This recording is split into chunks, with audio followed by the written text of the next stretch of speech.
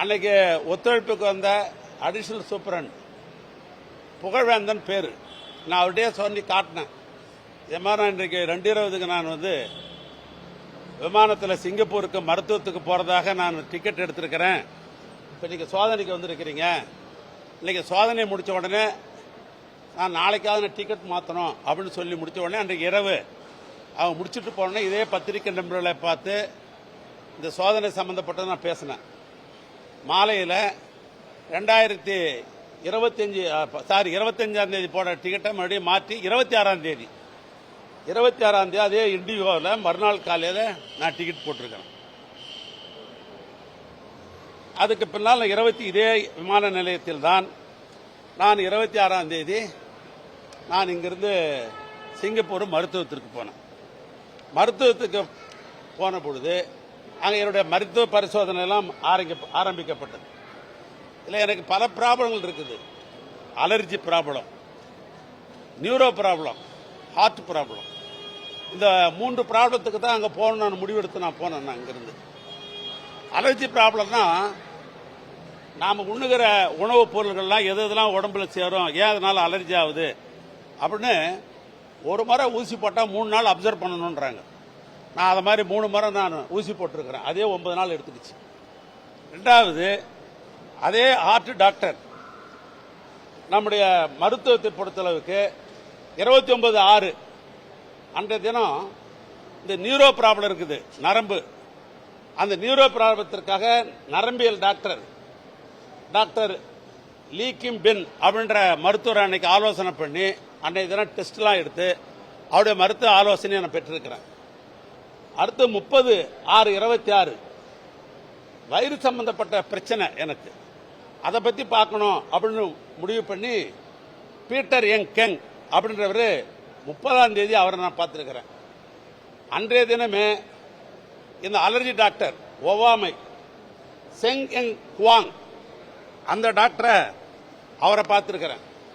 அவர் தான் தொடர்ந்து 9ஆம் தேதி வரைக்கும் அவருடைய மருத்துவம் தொடர்ந்து இருந்தது. இந்த அலர்ஜி டாக்டரை மாத்திரம் அப்சர்வ்.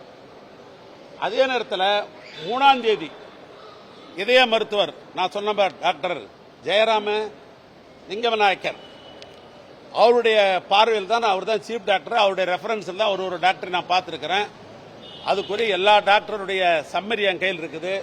ஒரு டாக்டர் என்ன ஆலோசனை கொடுத்துருக்காங்க, என்ன மருந்து கொடுத்துருக்குறாங்க, என்னன்றது பூராமே கம்ப்ளீட்டாக அவைகள் அத்தனையும் என்னிடத்தில் எல்லாமே இருக்குது. மூன்றாவதாக அவர்கள் கொடுத்த மொத்தமும் இந்த கேஷ் ஷீட்டில் தான் மொத்தமும் இருக்கு. எல்லா டாக்டரும் கொடுத்தது இந்த 2026 சம்மரி கம்ப்ளீட்டா.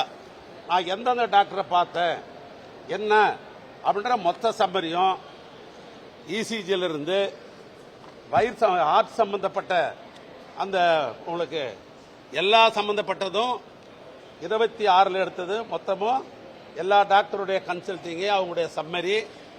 நான் எப்படி இதுக்கு மேலே என்ன உணவு சாப்பிடணும், என்ன செய்யணும், என்ன மாத்திரை சாப்பிட்றது மொத்தமும் 26 இதுக்குரிய டாக்குமெண்ட் இவ்வளோ இருக்குது.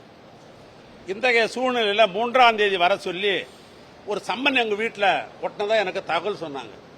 நான் உடனே அந்த சம்மனை ஃபேக்ஸில் அனுப்ப சொன்னேன். அதில் படித்து பார்த்தேன்.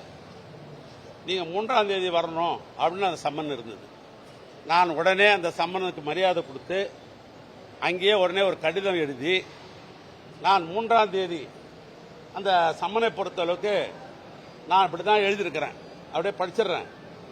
வணக்கம், என் மீது தொடக்கப்பட்ட எஃப்ஐஆர் வழக்கு சம்பந்தமாக 9/7/2020 அன்று மீண்டும் விசாரணைக்கு 3ஆம் தேதி கொடுத்ததுக்கு லெட்டர் கொடுத்துட்டேன். நான் என்ன கொடுத்தேன்னா, எனக்கு வர்றதுக்கு 10 தினங்கள் ஆகும், நான் மருத்துவம் முடிச்சுட்டு வர்றேன் அப்படின்னு சொல்லிட்டு அது கடிதம் கொடுத்தேன். 3ஆம் தேதி கொடுத்த கடிதத்தை அதிலே 10 தினங்கள் நான் குறிப்பிடுறேன். ஆனால் உடனே 9ஆம் தேதி வான்னு சொல்லி ஒரு லெட்டர் கொடுக்குறாங்க மறுபடியும். அந்த லெட்டருக்கு தான் நான் எழுதியிருக்கிறேன். என் மீது தொடக்கப்பட்ட எஃப்ஐஆர் வழக்கு சம்பந்தமாக 9/7/2020 அன்று மீண்டும் விசாரணைக்கு வர சொல்லி நோட்டீஸ் அனுப்பியுள்ளீர்கள். 3/7/2020 அன்று எனது வழக்கறிஞர் மூலமாக நான் சிங்கப்பூரில் என் உடல் சம்பந்தமாக மருத்துவ சோதனையில் ஈடுபட்டுள்ளேன். எனக்கு 10 தினங்கள் அவகாசம் தாருங்கள் என கடிதம் கொடுத்திருந்தேன். தாங்கள் வழக்கறிஞரிடம் வாய்மொழியாக 5ஆம் தேதிக்கு மேலும் நோட்டீஸ் அனுப்புகிறேன் என்று கூறிவிட்டு 5 தினங்களிலே வர சொல்லுகிறீர்கள். 9/7/2002 மீண்டும் என் இல்லத்தில் நோட்டீஸ் அனுப்பப்பட்டிருக்கிறது. மேலும் 12/7/2020க்குள் மருத்துவ சோதனை முடிந்துவிடும். எனவே தாங்கள் 12/7/2000க்கு மேல் எந்த தேதியில் அழைத்தாலும் விசாரணைக்கு முழு ஒத்துழைப்பு அளிக்கிறேன் என்பதை அன்புடன் தெரிவித்துக் கொள்கிறேன் அப்படின்னு நான் கடிதம் வக்கீல் மூலமா அனுப்பிச்சிருக்கிறேன். எங்க ஓடுறாங்க, எங்க ஒளியறாங்க, எங்க பதுங்குறாங்க? மருத்துவத்திற்கு எப்பயும் போற மாதிரி போறோம். கடிதம் வக்கீல் மூலமா அங்க இருந்து நாங்க கொடுக்கிறோம். முழு ஒத்துழைப்பு தரணும்னு சொல்றோம். இவ்வளவுக்கு பின்னாலும் ஓடுறாங்க, ஒளியறாங்க, பதுங்குறாங்கன்றது இது அர்த்தமில்லாத கருத்துடைய வார்த்தைகள் தான். அதனால என்னை பொறுத்தளவுக்கு நான் 2014 மருத்துவம், அந்த தொடர் மருத்துவமாக 2023, அவனுடைய தொடர் மருத்துவமாக 2024 நான் மருத்துவத்திற்காக போயிருக்கிறேன் ஒழிய வேற எதுவும் நான் சுற்றுலா பயணியாகவோ வேற எதற்காகவும் அஞ்சியோ நான் போகவில்லை. இவ்வளவுதான் இன்னைக்கு நாட்டுக்கு சொல்ல வேண்டிய விஷயம். ஏன்னா ஒரு வார காலம் அவர்களுக்கு என்னென்ன கற்பனை தோன்றுமோ அப்படி கற்பனையில் பல்வேறு வகையில் பல மிக மிக நமக்கு பிடித்த நண்பர்கள்லாம் சமூக வலைதளத்தின்ற பேரில் அவங்களுடைய கற்பனையெல்லாம் அவுத்து விட்டுருக்கிறாங்க. அத்தனை நண்பர்களுக்கும் நான் உங்களையெல்லாம் சந்திப்பதன் மூலமாக ஒரு முழுமையான விளக்கத்தை தந்திருக்கிறேன். இது போதுமான என்று நான் கருதுகின்றேன்.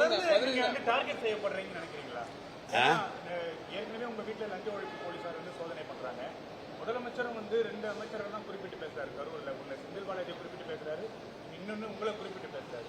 தொடர்ச்சியாக உங்களை டார்கெட் பண்றாங்க. பொதுவாக என்னை பொறுத்தளவுக்கு டார்ச்சர் பண்ண வேண்டிய அவசியம் இல்லை. நான் திராவிட முன்னேற்ற கழகத்தினுடைய கொறடாவாக திராவிட முன்னேற்ற கழகத்துடைய தலைவர் அவர்கள் என்னை நியமித்திருக்கிறார்கள். அதை இந்த அரசாங்கம் குறிப்பாக பேரவையுடைய தலைவர் அவர்கள் அதை அங்கீகரித்திருக்கிறார்கள். சட்டமன்ற உறுப்பினர்கள் சம்பந்தப்பட்ட எதுவாக இருந்தாலும் பேரவைத் தலைவரிடத்தில் பார்ப்பதோ அல்லது அரசு சம்பந்தப்பட்ட எதையாவது கேள்வி கேட்க வேண்டும் என்று சொன்னால் அந்த கொறடாவுக்கு முழு சுதந்திரம் உண்டு. எனவே அந்த 3 நாள் நடைபெற்ற சட்டமன்ற கூட்டத்தொடரில் கூட அதிகமானவைகள் நான் கேட்டிருப்பேன். அதனால அது என்னுடைய கடமையை நான் சட்டமன்றத்தில் செய்துதானே ஆக வேண்டும். அதிலும் நான் ஒரு மூத்த உறுப்பினர். அதனால நான் கேட்க வேண்டிய கேள்வி தான் கேட்கணும். அது பிடிக்குதா பிடிக்கலையா, நான் சொல்ற விளக்கம் போருமா போறாதா, இல்லை நான் பேசவே கூடாது என்று அவர்கள் நினைக்கிறார்களா என்பது போக போகத்தான் தெரியும். 15ஆம் தேதி விசாரணைக்கு கட்டாயம் ஆஜராகுவேன். நானே சொல்லிருக்கிறேன். நான் 12ஆம் தேதிக்கு மேல எந்த தேதி கொடுத்தாலும் நான் முழு ஒத்துழைப்பு தரேன்னு நான் சொன்னேன். ஆனால் நான் முழு ஒத்துழைப்பு தருவேன். அதில் ஒன்றும் மாற்றம் இல்லை. 2வது, நீதிமன்றத்தில் வழக்கு தொடுக்கிற காரணத்தினால் அது சம்பந்தமா நான் பேச முடியாது. அது வழக்கை நான் தொடுத்தனுடைய நோக்கமே நீதி என் பக்கத்தில் இருக்குது. நான் கட்டாயம் நீதிக்கு தலை வணங்குவேன். நீதிமன்றம் எனக்கு நல்ல தீர்ப்பு வழங்குகின்ற நம்பிக்கை எனக்கு இருக்கிறது. எனவே அந்த அடிப்படையில் நான் எந்தவித குற்றமும் நான் புரிந்ததில்ல. குற்றம் செய்ய வேண்டிய அவசியம் எனக்கு கிடையாது. அதனால நீதிமன்றத்தில் வழக்கு தொடுத்திருக்கிறேன். நீதி மீது எனக்கு நம்பிக்கை உண்டு. நன்றி, வணக்கம். போதுமா